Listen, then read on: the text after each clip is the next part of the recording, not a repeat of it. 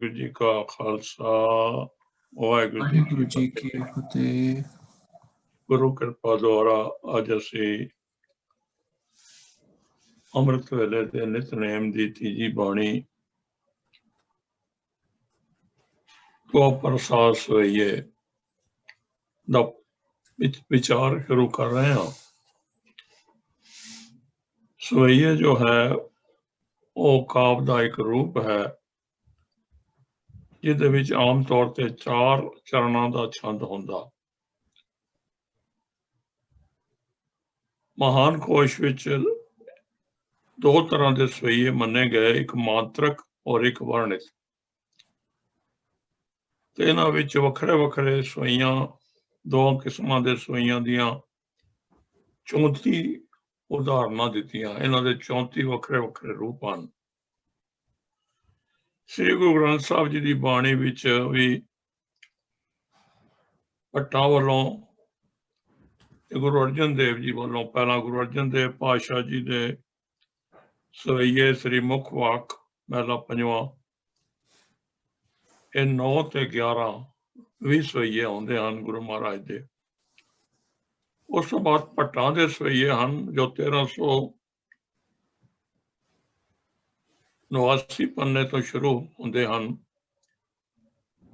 ਇਹ 11 ਭੱਟਾਂ ਨੇ ਗੁਰੂ ਨਾਨਕ ਦੇਵ ਜੀ ਤੋਂ ਲੈ ਕੇ ਗੁਰੂ ਅਰਜਨ ਦੇਵ ਪਾਤਸ਼ਾਹ ਦੀ ਉਪਮਾ ਵਿੱਚ ਉਚਾਰੇ ਹਨ।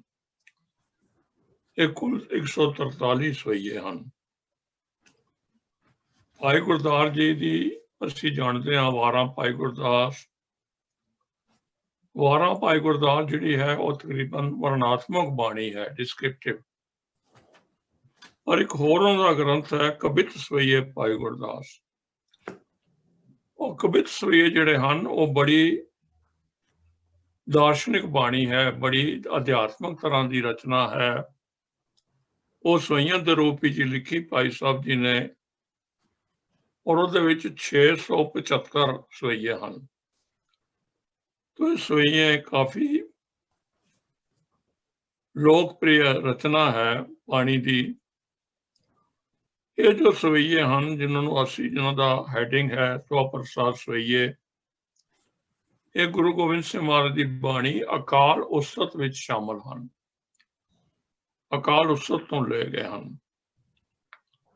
ਇਹਨਾਂ ਨੂੰ ਪ੍ਰਸਾਦ ਸਵਈਆਂ ਦੇ ਨਾਲ ਸੁਧਾ ਸਵਈਏ ਵੀ ਕਹਿੰਦੇ ਹਨ। ਸੁਧਾ ਦਾ ਮਤਲਬ ਹੁੰਦਾ ਹੈ ਅੰਮ੍ਰਿਤ, ਔਰ ਇੱਕ ਹੋਰ ਵੀ ਕਹਿੰਦੇ ਹਨ ਅੰਮ੍ਰਿਤ ਸਵਈਏ। ਤੋਂ ਭਾਵ ਇਹ ਹੋਇਆ ਵੀ ਇਹ ਸਵਈਏ ਜਦੋਂ ਅੰਮ੍ਰਿਤ ਪਾਨ ਕਰਵਾਇਆ ਜਾਂਦਾ ਹੈ ਉਸ ਵੇਲੇ ਵੀ ਉਚਾਰੇ ਜਾਂਦੇ ਹਨ, ਇਸ ਕਰਕੇ ਉਹਦਾ ਨਾਂ ਸੁਧਾ ਸਵਈਏ ਜਾਂ ਅੰਮ੍ਰਿਤ ਸਵਈਏ ਪੈ ਗਿਆ ਹੈ। ਗੁਰੂ ਗੋਬਿੰਦ ਸਿੰਘ ਮਹਾਰਾਜ ਦੇ ਹੋਰ ਵੀ ਸਵਈਏ ਹਨ। ਇੱਕ 10 ਸਵਈਏ ਹਨ ਦੀਨਨ ਕੀ ਪ੍ਰਤਪਾਲ ਕਰੈ, ਜਿੱਥੋਂ ਸ਼ੁਰੂ ਹੁੰਦਾ ਪਹਿਲਾ ਸਵਈਆ, ਔਰ ਦੂਸਰੇ ਹੋਰ ਹਨ 33 ਸਵਈਏ ਜਿਹਨਾਂ ਦਾ ਹੈਡਿੰਗ ਹੈ। ਉਹਦੇ ਵਿੱਚ ਆਉਂਦਾ ਜਾਗਤ ਜੋਤ ਜਪੈ ਨਿਸਬਾਸਰ, ਇੱਥੋਂ ਸ਼ੁਰੂ ਹੁੰਦੇ ਹਨ। ਤੋ ਸਵਈਏ ਜਿਹੜੇ ਹਨ ਇਹ ਨਿਤਨੇਮ ਦੀ ਬਾਣੀ ਹੈ ਤਾਂ ਅੰਮ੍ਰਿਤ ਦੀ ਬਾਣੀ ਵੀ ਹੈ, ਔਰ ਇਹ ਸ਼ੁਰੂ ਤੋਂ ਹੀ ਅੰਮ੍ਰਿਤ ਛਕਾਉਣ ਵੇਲੇ ਪੜ੍ਹੀ ਜਾਂਦੀ ਰਹੀ। 5 ਬਾਣੀਆਂ ਅੰਮ੍ਰਿਤ ਦੀਆਂ ਹਨ ਜੋ ਨਿਤਨੇਮ ਦੀਆਂ ਬਾਣੀਆਂ ਹਨ। ਉਹਨਾਂ ਦੇ ਨਾਲ ਹੀ ਤਕਰੀਬਨ ਇਹ ਬਾਣੀਆਂ ਵੀ ਹਨ ਜਪਜੀ ਸਾਹਿਬ, ਜਾਪ ਸਾਹਿਬ, ਸੁਧਾ ਸਵਈਏ, ਬੇਨਤੀ ਚੌਪਈ ਅਤੇ ਆਨੰਦ ਸਾਹਿਬ। ਇਹ ਬਾਣੀ ਸ਼ੁਰੂ ਤੋਂ ਹੀ ਇਹ ਬਾਣੀਆਂ ਅੰਮ੍ਰਿਤ ਪ੍ਰਚਾਰ ਵੇਲੇ ਪੜ੍ਹੀਆਂ ਜਾਂਦੀਆਂ ਰਹੀਆਂ ਹੋਣਗੀਆਂ। ਮੈਂ ਇੱਕ ਮਹਾਰਾਜਾ ਰਣਜੀਤ ਸਿੰਘ ਦੇ ਸਮੇਂ ਇੱਕ ਯਾਤਰੀ ਜਿਹਦਾ ਨਾਂ ਸੀ ਬੈਰਨ ਚਾਰਲਸ ਹਿਊਗਲ, ਆਸਟਰੀਅਨ ਸੀ ਔਰ ਕਾਫੀ ਵੱਡਾ ਉਹਦਾ ਨਾਮੀ ਪੁਰਸ਼ ਸੀ। ਉਹ ਆਰਮੀ ਦਾ ਅਫਸਰ ਵੀ ਸੀ, ਡਿਪਲੋਮੈਟ ਵੀ ਸੀ, ਬਾਟੋਨਿਸਟ ਵੀ ਸੀਗਾ।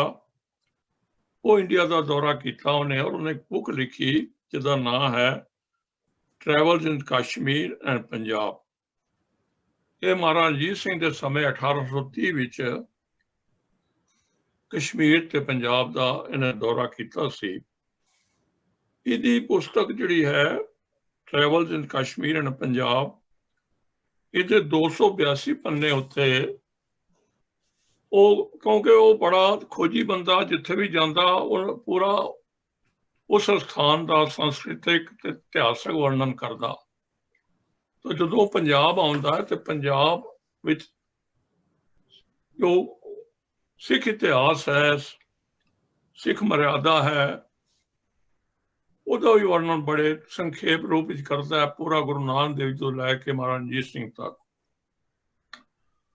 तो वो कहता भी इन्हों की जी पौल की रस्म है, पौल की अमृत छकाण की रस्म, ਉਹਦੇ ਵਿੱਚ ਬਾਣੀਆਂ ਪੜ੍ਹੀਆਂ ਜਾਂਦੀਆਂ। और ਉਹਦੀ ਇੱਕ ਬਾਣੀ है ਜਿਹਦੇ ਅੱਜ जो ਅਸੀਂ ਪੜਾਂਗੇ ਸਰਾਵਗ ਸੁਧ, ਇਹ 4 जो ਲਾਈਨਾਂ ਹਨ ਉਹ ਲਿਖਦਾ ਹੈ ਕਿ ਇਹ 5 ਬਾਣੀਆਂ ਚੋਂ ਇੱਕ ਬਾਣੀ है। ਇਹ 1830 ਦੀ ਗੱਲ है, तकरीबन 200 साल पहला। ਇਹਦਾ ਭਾਵ ਇਹ ਹੋਇਆ ਵੀ ਇਹ ਬਾਣੀ ਸ਼ੁਰੂ ਤੋਂ ਹੀ ਅੰਮ੍ਰਿਤ ਪ੍ਰਚਾਰ ਵਿੱਚ ਪੜ੍ਹੀ ਜਾਂਦੀ ਰਹੀ ਔਰ ਇਸੇ ਕਰਕੇ ਨਿਤਨੇਮ ਦਾ ਵੀ ਹਿੱਸਾ ਰਹੀ। ਤੋ ਪ੍ਰਸਾਦ ਦਾ ਭਾਵ ਗੁਰੂ ਗੋਬਿੰਦ ਸਿੰਘ ਮਹਾਰਾਜ ਦੀ ਬਾਣੀ ਵਿੱਚ ਆਉਂਦਾ ਵਾਰ-ਵਾਰ, ਜਿਸ ਤਰ੍ਹਾਂ ਗੁਰਪ੍ਰਸਾਦ ਆਉਂਦਾ ਜਪਜੀ ਆਪਣਾ ਮੂਲ ਗੁਰੂ ਗ੍ਰੰਥ ਸਾਹਿਬ ਦੀ ਬਾਣੀ 'ਚ, ਇਸ ਤਰ੍ਹਾਂ ਤੋ ਪ੍ਰਸਾਦ ਵੀ ਆਉਂਦਾ।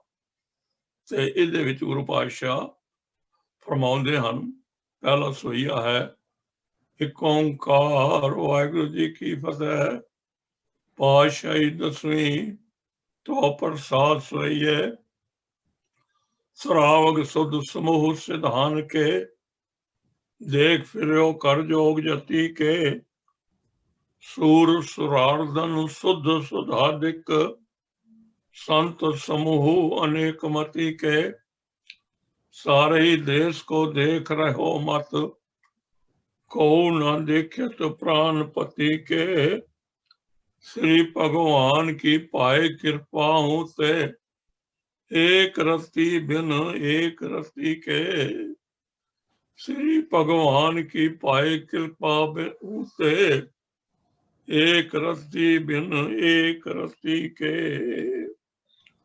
ਸਰਾਵਗ ਸੁਧ ਸਮੂਹ ਸਿਧਾਨ ਕੇ, ਸਰਾਵਗ ਜਿਹੜੇ ਹਨ ਉਹ ਬੋਧੀ ਭਿਕਸ਼ੂ ਤੇ ਜੈਨੀ ਸਰੇਵੜੇ ਹਨ। ਉਹਨਾਂ ਦਾ ਜੀਵਨ ਬੜਾ ਹੀ ਪਰਹੇਜ਼ਗਾਰੀ ਵਾਲਾ ਜੀਵਨ ਹੈ। ਬੋਧੀ ਭਿਕਸ਼ੂ ਵੀ ਕਾਫੀ ਸੰਜਮ ਵਿੱਚ ਰਹਿੰਦੇ ਹਨ, ਪਰ ਜੈਨੀ ਸਰੇਵੜੇ ਤਾਂ ਹੱਦ ਤੋਂ ਵੱਧ ਸੰਜਮ ਕਰਦੇ ਹਨ। ਉਹ ਪੂਰਾ ਆਪਣੇ ਸਰੀਰ ਨੂੰ ਬਲਕਿ ਤਕਲੀਫ ਦਿੰਦੇ ਹਨ।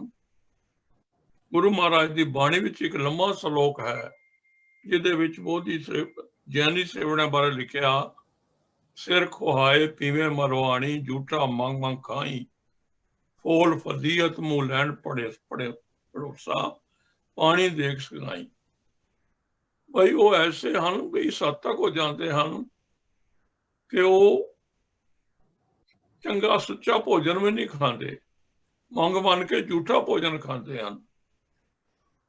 और कहण तो ही थोड़ा मन झिझकता है भी अपना एक्सपीशिया फरोल देंदे हैं कि इतना कोई कीड़े ना पैदा हो जान, और गंदे मंदे रहंदे हैं, पानी भी नहीं वरतते, ना इशनान करते हैं, ते मूँह ते कपड़ा बन के हाथ झाड़ू भेज के ले जाते भी कोई कीड़ा मकोड़ा पैरों थले ना आ जाए। इस हद तक उन्होंने परहेजगारी है।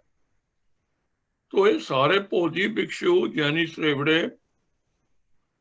और समूह सिद्धांत के सिद्धां दे बहुत वड्डे वड्डे समूह इकट्ठ, तो महाराज कहते देख फिरियो कर जोग जति के।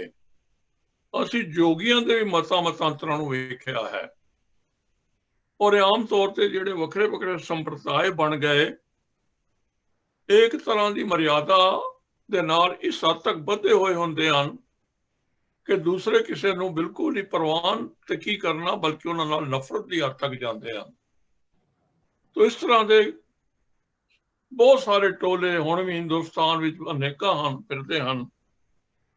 गुरु साहब कहते मैं सारिਆਂ ਨੂੰ वाच के वेख लिया, सूर सुरार्दन सुध सुधादिक, संत समूह अनेक मति के।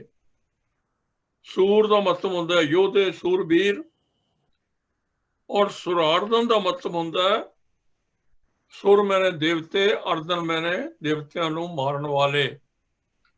तो देवतियों को कौन मारन वाले हैं? राक्षस, दैत। तो देवतियां नूं मारन वाले और इस दे नाल शुद्ध शुद्ध मैंने जिन्हां ने अमृत पीता, वो अमृत पी के अपने आप को शुद्ध समझ गए, जिन्हां दे भाव है देवते। फिर वो सुधातिक शब्द जिहड़ा है, इहदे बारे सुखमनी साहब विच भी 9वीं पौड़ी दे विच अपरस दा आपां पाठ कीता। अपरस एक फिरका ऐसा है जिहड़ा बिल्कुल अछूता रहिंदा, भी किसी नाल असीं छो ना जाइए, किसी नाल साडा हथ ना लग जाए। ਉਹਦੇ बारे सुखमनी साहब महाराज की बाणी विच बाकी 9वीं अष्टपदी च वखरे वखरे फिरकियां की गल की, धार्मिक फिरकियां की। और सतगुरां ने समझाया भी असली अपरस कौन है, असली अपरस की होना चाहिए। वो बाहरली छूत नहीं, वो मानसिक छूत चाहिए है, मानसिक शुद्धता चाहिए है, जिहदे बारे महाराज कहते मिथ्या नाही रसना परस, मन में प्रीत निरंजन दर्श।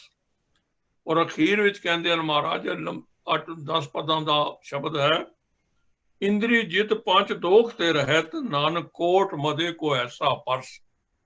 भी जिस बंदे ने अपनी इंद्रियां उत्ते काबू पा लिया, पंजां दोखां नूं काम क्रोध लोभ अहंकार नूं खत्म कर दिता, असली अपरस तां ओह है। पर इत्थे अखोती अपरस जिहड़े हन सुधादिक, उन्हां दी गल कर रहे हैं गुरु साहब। संत समूह अनेक मती के, और अनेकां मतांतरां दे मैं संत वेखे हन। अगों कुंभ दा मेला आ रहा है, कई बारी कुंभ दे मेले उत्ते भी अजकल ते वीडियो हो गए, यूट्यूब हो गई, जे तुसीं देखो तो अनेकां तरह के साधु सन्यासी वखरे वखरे टोले बना के आंदे आ। और एक बारी तो ऐसा होया भी एक घाट उत्ते इशनान करने वास्ते 2 साधुओं के टोले आपस में लड़ पे, और कई मारे गए, मर गए कई। इस हद तक उन्हें नफरत होती है। तो इस तरह के कितने टोले फिरते हैं और अपने आप को बड़ा धर्मी कहते हैं। महाराज कह उन्होंने गल कर रहे हैं, सारे देश को देख रहे हो मत, को ना देखे प्राणपति। ये सारी ऑब्जर्वेशन करके गुरु साहब कहते हैं मैं सारे देशों में सारिया थावां ते देख रहा कितने मतांतरां के लोग हैं और अपने आप को बहुत ही वड्डा समझते हैं। पर अफसोस है कि को न देखे प्राणपति के। प्राणपति मैंने प्राणा का मालक और वाहिगुरु अकाल पुरख। मैं होर मतांतरां के साधु सन्यासियों के डेरिया तो देखिया, पर मैं वाहिगुरु अकाल पुरख के प्यारे किसी को नहीं वेख्या। सब अपने अपने मतांतरां अपनी मर्यादा जो बनाई हुई है उन्होंने जिन्होंने जुड़े हुए हैं, परमेश्वर की भगती उन्होंने विच मैं नहीं वेखी। आखिरी पंक्ति है, महाराज कहते श्री भगवान की पाई कृपा हूं ते एक रत्ती बिन एक रत्ती के। जदों तक इंसान के मन विच परमेश्वर की भावनी पैदा नहीं होंदी, भाव उहदे हिरदे विच प्रेम आ भगती नहीं पैदा होंदी, ते उहदे विच परमात्मा की कृपा भी नहीं हो सकती। सब तो पहला परमेश्वर की भगती, परमेश्वर का प्रेम, परमेश्वर की श्रद्धा ये चाहिए है, ताइयों परमेश्वर की कृपा होगी। पर जे वो कृपा नहीं हुई तो इंसान श्री भगवान की पाई कृपा हूं ते एक रत्ती बिन एक रत्ती के। इसे रत्ती शब्द दो आया, दो बारी। इन्हों दोवां विच रत्ती शब्द का अर्थ वखरा है। पहला रत्ती का मतलब है रंगी हुई आत्मा, परमात्मा के नाम विच विलीन। तो महाराज कहते एक रत्ती जिहड़ी आत्मा, जिहड़ा हिरदा, जिहड़ा मन वाहिगुरु के नाम रंग विच नहीं रंगिया होया। और दूसरा है रत्ती। रत्ती जिहड़ी पुरानी मापदंड होंदी सी देसी, 8 चावलों के तोल के बराबर एक रत्ती होंदी है, 8 चावलों का तोल। तो जिहड़ा बंदा परमेश्वर के नाम दे विच नहीं रंगिया, भावें कितना वड्डे साधु पिया खवावे अपने आप नूं, पर उहदा मुल एक रत्ती जितना भी नहीं। He is a worthless man. तो इस तरह परमात्मा की भगती, उसका सिमरन, उसका नाम हिरदे करके जपना। बाणी विच अनेका शब्द आए हैं। भगत रविदास जी का 694 पन्ने ते शब्द है, साध संगत बिन भाव नहीं उपजै, भाव बिन भगत नहीं होए तेरी। सत्संगत तो बिना इंसान के हिरदे च भावना नहीं होंदी वाहिगुरू दी पैदा, प्रेमा भगती नहीं पैदा होंदी, और प्रेमा भगती तो बिना भगती भी नहीं हो सकती, भावना तो बिना भगती भी नहीं हो सकती। ਜਿਹੜਾ ਉੱਪਰ ਆਪਾਂ ਸਵਈਆ ਪੜਿਆ ਪਹਿਲਾ, ਇਹਦੇ ਮੁਕਾਬਲੇ ਦਾ ਇੱਕ ਸ਼ਲੋਕ ਹੈ ਆਸਾ ਦੀ ਵਾਰ ਵਿੱਚ। ਜੇ ਵਿਚਾਰ ਕਰੀਏ ਤਾਂ ਕਿਤਨਾ ਆਪਸ ਵਿੱਚ ਇਹਨਾਂ ਦੇ ਭਾਵ ਮਿਲਦੇ ਹਨ। ਸਤਿਗੁਰ ਫਰਮਾਉਂਦੇ ਹਨ 465 ਪੰਨੇ ਤੇ ਗੁਰੂ ਨਾਨਕ ਪਾਤਸ਼ਾਹ ਦਾ ਸ਼ਲੋਕ ਹੈ ਕਿ ਉੱਪਰਲੀ ਮਰਿਆਦਾ ਤਾਂ ਲੋਕ ਬੜੀ ਸੋਹਣੇ ਨਿਭਾ ਰਹੇ ਹਨ ਆਪਣੇ ਆਪਣੇ ਤਰੀਕੇ ਦੀ, ਪਰ ਵਿੱਚੋਂ ਪਿਆਰ ਕਿਤਨਾ ਹੁੰਦਾ ਕਿਸੇ ਦੇ ਹਿਰਦੇ ਵਿੱਚ, ਇਹ ਦੇਖਣ ਵਾਲੀ ਗੱਲ ਹੈ। तो महाराज सारे ਜਿਹੜੇ ਪ੍ਰਚਲਿਤ ਮਤ ਮਤਾਂਤਰਾਂ ਦੀ ਗੱਲ ਕਰ ਰਹੇ ਹਨ, ਮੁਸਲਮਾਨਾਂ ਸਿਫਤ ਸ਼ਰੀਅਤ ਪੜ ਕਰੇ ਵਿਚਾਰ, ਬੰਦੇ ਸੇਜ ਭਵੇਂ ਵਿੱਚ ਬੰਦੀ ਵੇਖਣ ਕੋ ਦੀਦਾਰ। ਮੁਸਲਮਾਨ ਆਪਣੀ ਸ਼ਰ੍ਹਾ ਦੇ ਬੜੇ ਪੱਕੇ ਹਨ ਔਰ ਆਪਣੀ ਸ਼ਰ੍ਹਾ ਨੂੰ ਪੜ ਕੇ ਵਿਚਾਰ ਕਰਦੇ ਹਨ ਕਿ ਜਿਹੜਾ ਬੰਦਾ ਬੰਦਗੀ ਵਿੱਚ ਆਏਗਾ, ਪਰਮੇਸ਼ਰ ਦੇ ਦੀਦਾਰ ਲਈ ਤਾਂਗੇਗਾ, ਉਹੀ ਬੰਦਾ ਅਸਲੀ ਹੈ। ਹਿੰਦੂ ਸਾਲਾ ਹੀ ਸਾਲਾਨ ਦਰਸ਼ਨ ਰੂਪ ਅਪਾਰ, ਤੀਰਥ ਨਾ ਹੈ ਅਰਚਾ ਪੂਜਾ ਅਗਰਵਾਸ ਬੇਕਾਰ। ਹਿੰਦੂਆਂ ਵਿੱਚ ਜੋ ਪੂਜਾ ਹੈ ਉਹ ਦੇਵੀ ਦੇਵਤਿਆਂ ਦੀਆਂ ਮੂਰਤੀਆਂ ਬਣਾ ਕੇ ਉਹਨਾਂ ਦੀ ਉਸਤਤ ਕਰਦੇ ਹਨ ਤੇ ਉਹ ਤੀਰਥਾਂ ਦਾ ਇਸ਼ਨਾਨ ਕਰਦੇ ਹਨ, ਅਰਚਾ ਪੂਜਾ ਧੂਪ ਬੱਤੀਆਂ ਤੁਖਾ ਕੇ। ਇਸੇ ਤਰ੍ਹਾਂ ਜੋਗੀ ਸੁਨ ਧਿਆਵਨ ਜੇਤੇ ਅਲਖ ਨਾਮ ਕਰਤਾਰ। ਤੋ ਵੱਖਰੇ ਵੱਖਰੇ ਜਿਹੜੇ ਮਤ ਮਤਾਂਤਰ ਹਨ, ਉਹਨਾਂ ਦੇ ਪ੍ਰਮੁੱਖ ਜਿਹੜੇ ਹਨ, ਉਹਨਾਂ ਦੀ ਗੱਲ ਕਰਦੇ ਹਨ।